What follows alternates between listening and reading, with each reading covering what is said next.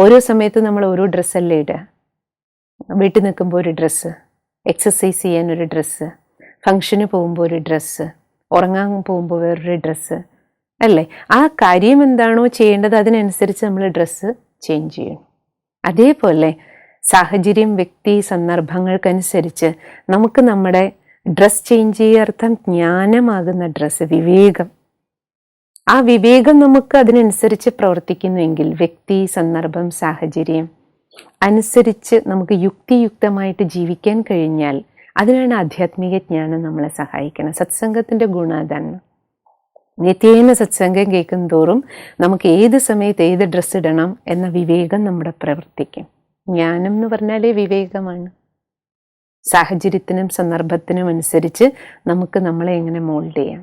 അവർ mould ആവണമെന്നില്ല, നമുക്ക് നമ്മളെ എങ്ങനെ മോൾഡ് ചെയ്യാം. അതാണ് അവരെ ഉൾക്കൊള്ളാനുള്ളൊരു കപ്പാസിറ്റി നമുക്ക് തരണം.